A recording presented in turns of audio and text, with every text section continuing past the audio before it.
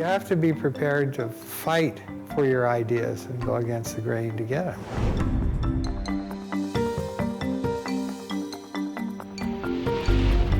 Successful business is a business where the person who's running it knows the next move intuitively.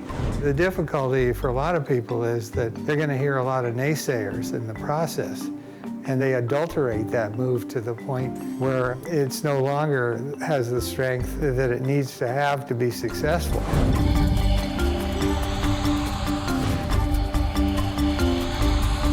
You have to take chances, or else you're going to be stuck. You're not going to do anything.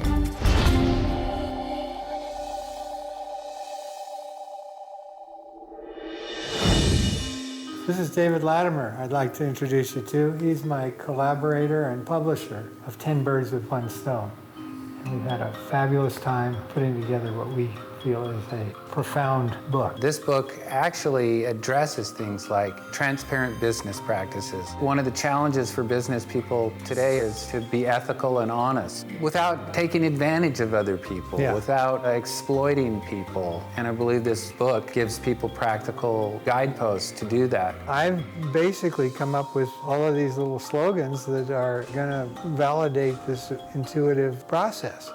I think the title does give you a hint how to really maximize your efforts so that it has a radiating effect, almost like dropping a pebble into the water. It affects in 360 degrees. They're little epiphanies. They come from looking at what's going on around you and integrating that into your approach for everything that you do.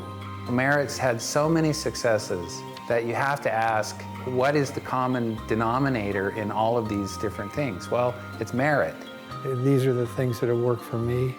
And I think if you do this, you're likely to be successful. If you can find the authentic core, then you listen to the inspiration that comes from that place, and almost you cannot fail.